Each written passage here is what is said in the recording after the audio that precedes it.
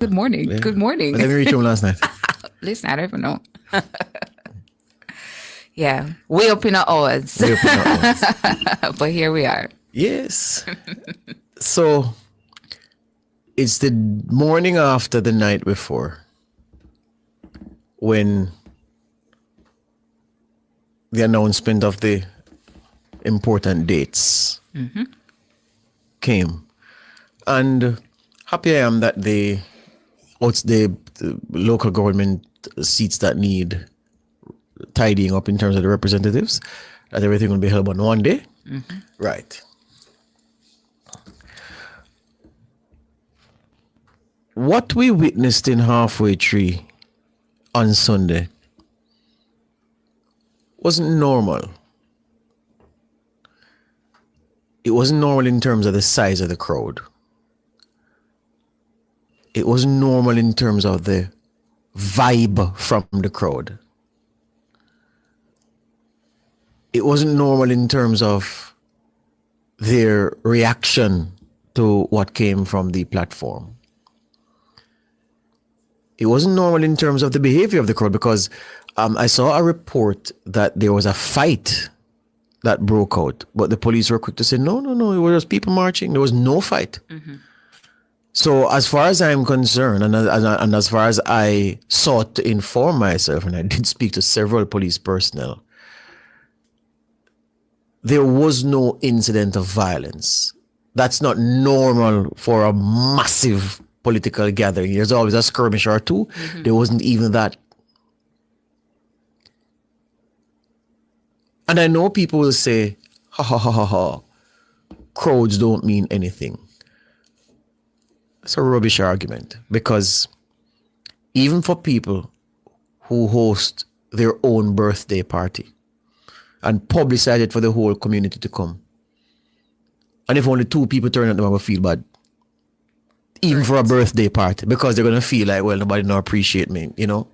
So when a party organizes and pulls out its core supporters, remember, you know, these things are not a party's supporters, because clearly how many 100,000 people will vote for a political party at the election? There was not that in Halfway Tree.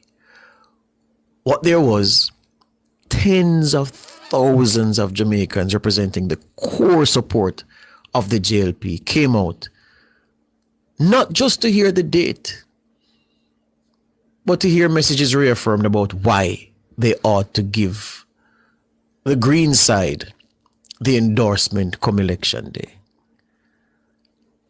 And so size does matter. Crowds matter, because a political campaign that can't pull sufficient numbers of its core support to a mass event is already dead in the polls, is already dead in the water. Because if your core support not going to support you on the election day, then fringe supporters will definitely not.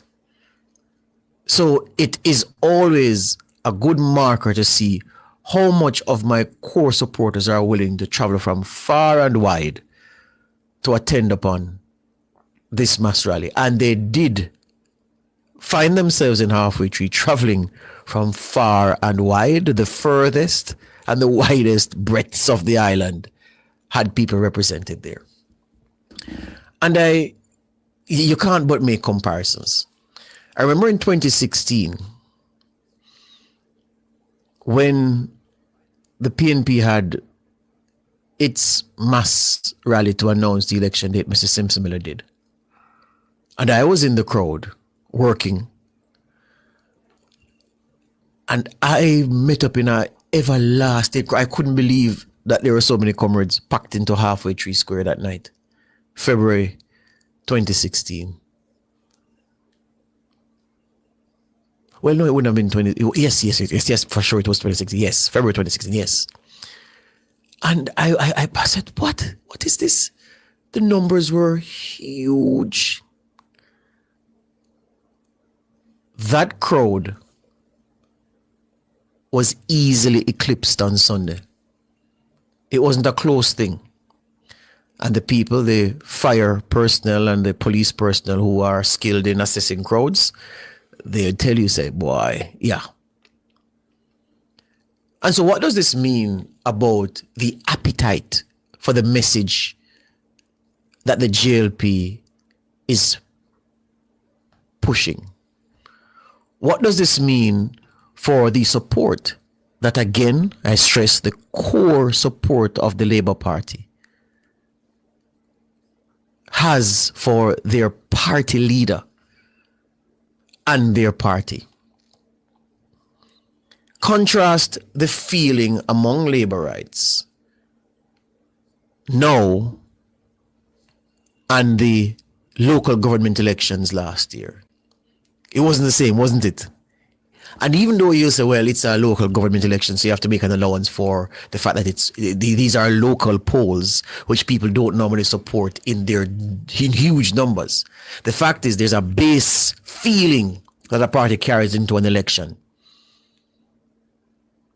And the Labourites were perhaps disinterested, perhaps distracted. Maybe some of them were disillusioned in February last year. The feeling wasn't the same. Well, I can tell you, being in that crowd on Sunday, there is no negative emotion that you can attach to what happened there yesterday. Every Labourite is like a phone, fully charged, 100% on the screen. They are ready to go, and they believe. They believe in what Holness and company are telling them. So this is the JLP's moment. The PNP's moment will come in this campaign. But for now, we're talking about Holness and that team. And when you heard speaker after speaker talk about achievements in office, and when you heard them stress the things that had been done already, that's when you realize that we are at a higher standard of our governance, because this is now the way we will evaluate candidates lining up for political office at the general election. This is how we now evaluate a government going into an election. Show us the 200 and odd achievements like the JLP published in their book. Read through your scroll of achievements like Floyd Green did, like Tufton did. Go into the details of what your government has achieved in the way that Johnson Smith did when she's talking about what the Holness administration has done.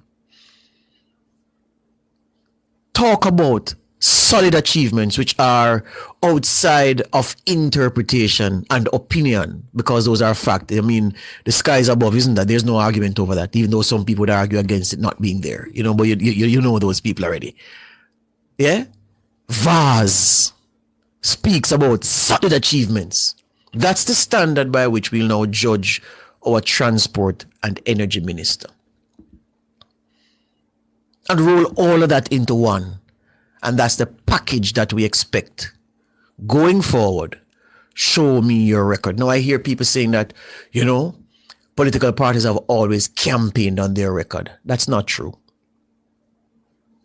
Because so much of parties before this point, the record has been spotty, it has been dodgy, it has been shameful. You tell me which party before now was campaigning on what it had done for crime. I'll wait. You see how that sound? Tell me which party before now was campaigning on what it had done for the economy in tangible ways. So the big headlines, what it had done for debt, what it had done for jobs, what it had done for the expansion in key areas of the economy. Tell me when a government had those things front and center. A government always hid those things always try to campaign on other things because those represented the collective Achilles heel of every administration. You know the legend of Achilles. So when he went to the river Styx, his mother held him by his ankle and dipped him into the river to make him immortal. But the part she held was his heel, is right at his Achilles. Yeah? That was where her hand was, so that part never touched the water. That's why that part was vulnerable. Well, that's the vulnerability that parties before now seeking re-election always had. So again, my friends, people will make noise and say, a political party has always campaigned on its record. No. I have been working in this thing since the 2007 general election. And I can tell you, no National Security Minister before Dr. Horace Chang, none, could boldly talk about crime reduction on his watch. And even if they talked about crime reduction, it was maybe a 1% or a 3% at best. And then they'd lament and say, well, we still have not been able to do anything for the police in terms of increasing mobility, improving their working conditions by building and refurbishing stations and doing that was not in the argument. So this is new, and that is why I'm saying, and it's not a labor right argument, you know. It just so happens that the labor rights are the ones doing this thing. They are the ones setting the standard. I can't go back from this point as a journalist to evaluate the speech of a prime minister or the performance of a government by the framework and the stencil that applied in 2016, 2011, 2007, 2002, and 1997. No. Because a different standard has been set.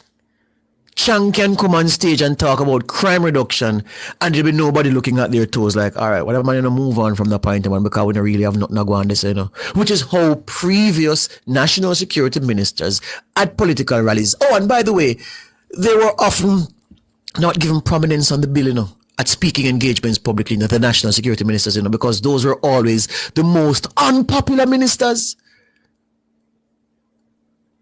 But now you have a national security minister who can take to a stage at a mass rally and be talking about solid achievements, things going in the right direction. And then you have people who say, oh, the fact that crime has been cut, murders especially by 40%, people are not feeling it.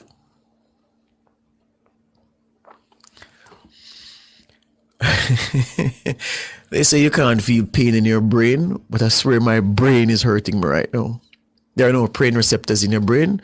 Many things that are true because I feel some pain in my brain right now, listening to reasoning like that.